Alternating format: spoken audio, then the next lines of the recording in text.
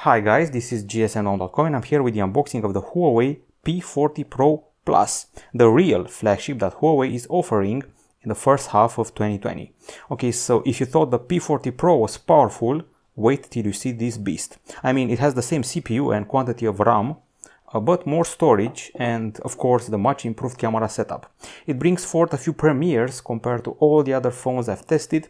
It's got the fastest wireless charging and the fastest reverse charging. It brings a ceramic back, something I haven't seen in years, and 5 cameras. 1, 2, 3, 4, 5. One of them offers 10X Optical zoom, which is a premiere for any phone on the market. So we have the ceramic white version, there's also ceramic black. First impression, it's quite the heavy phone, but it's actually pleasing on the eye after so many crazy colors. Plain white is actually interesting to see. I would call it ivory white. Anyway, let's go past it. Okay, so people are probably asking me what are the differences between the regular P40 Pro and the P40 Pro Plus. Unlike the name Plus would suggest, the diagonal isn't bigger, but the price sure is. If you're paying 1,000 euros for the Huawei P40 Pro, you're paying 1,300 or 1,400 euros for the P40 Pro Plus. So that's quite a bit of money. Okay, so inside the box, let's see what we're getting. I'm pretty sure it's much the same package as the P40 Pro. So we got the metal key here used to access the slots. There should be a manual here, but we have the test version. This is the hefty charger, which promises us 40 watts charging. It has an USB-A connector.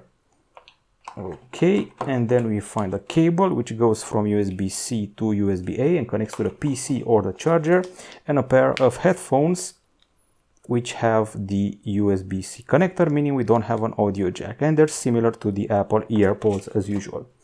Okay, so keeping things neat and clean on the table, we proceed to the start of the show. So once again, this is actually a phone with a ceramic body, something you don't see every day nowadays. It's hefty, 226 grams, compared to the P40 Pro, which has 209 grams. Luckily, it's also IP68 certified. It can take some water and some dust, and once again, feels quite heavy in the hand, and the top part is definitely pulling on the weight. It feels like it's going down this way when you're holding it like this. So definitely the camera area that protrudes is the heaviest piece here. Okay, now if you want to get into the specifics, let me fire up the brightness just a tad and access our website. And now let's talk about specs. 6.58 inch screen. It's an OLED, and people have been saying it's actually not a BOE made, it's actually Samsung made, but that's just a rumor anyway. So this is a 6.58 inch OLED screen with a resolution of 2640 over 1200 pixels, and it also has the refresh rate, which is faster than usual for Huawei. Doesn't move into the 120 Hz territory. It stays here when it says high. 90 Hz territory should be fluid enough for now. Aside from that, we're getting a pretty powerful CPU inside. I'm talking about the famous Kirin 995G, which is also available on the regular P40 Pro. And it comes together with 8 gigs of RAM and 512 gigs of storage, which is quite generous. And in case it's not, you can always use the Nano Memory card slot inside to expand storage with a proprietary Huawei card. Now the battery inside doesn't seem impressive nowadays compared to what you're getting on other phones out there. It's a 4200 mAh unit, but its power lays within the extra features.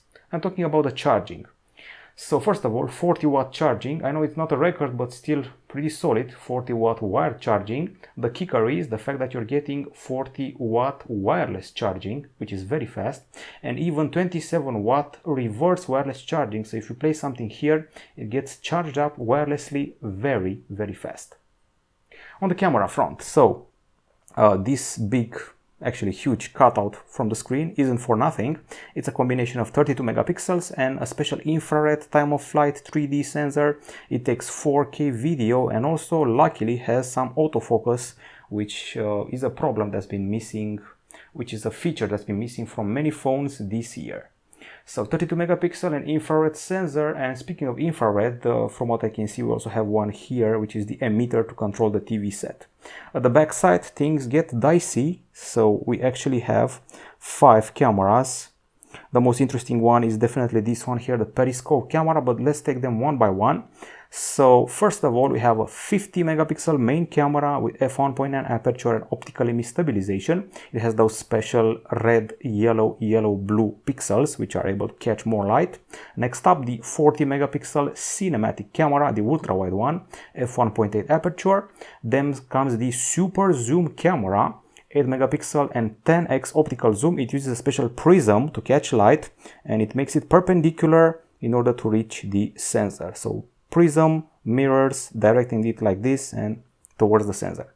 Anyways, it also has optical image stabilization. Then we have the 8 megapixel telephoto camera with 3x optical zoom. Then we have the 3D depth sensing sensor. And that was a long explanation. The dual tone flash here, and what else? Of course, Leica technology is still in the package. Aside from that, if you want to talk about the connectivity, this is a 5G phone, obviously. It also has 4G and also has Wi-Fi 6. And by the way, Huawei has started selling Wi-Fi 6 routers, so you can complain about that. Bluetooth 5.1, an USB-C 3.1 port at the bottom, GPS dual band, and the fingerprint scanner is embedded into the screen.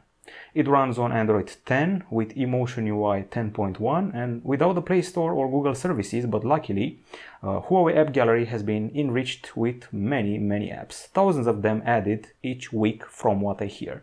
And this also includes Uber's biggest rival in Europe, Bolt, ride-sharing application.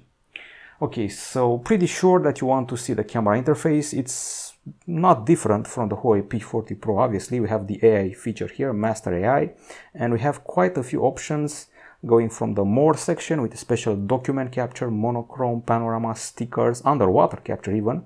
Slow motion should offer you 7,000 frames per second or even more. The Pro section also has a Pro video, and you can take full 50 megapixel shots here with a high res option. We also have this option here with autofocus assist light and raw capture. This is the video area, and we also have photo, we also have portrait, we also have a night mode, which was badass on the P40 Pro, and aperture if you really want to control the shutter of your phone.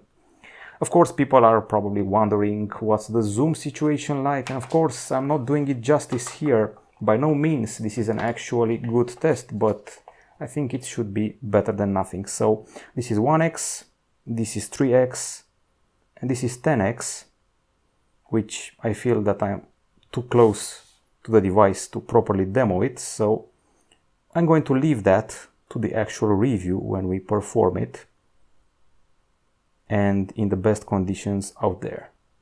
By the way, for 8.4x, I would think this is pretty clear in my view.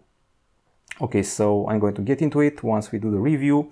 This is definitely not a condition for testing the zoom, but I should probably mention that it goes all the way to a crazy, 100x, just like the Galaxy S20 Ultra, and I'll be sure to test everything for you.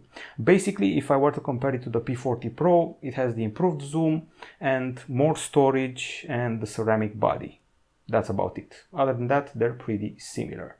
You get an extra camera after all, and of course the faster wireless charging and faster reverse wireless charging. So this has been it, the first contact with the Huawei P40 Pro Plus. Looking forward to testing the zoom. We'll be back with more samples and reviews soon. Bye bye.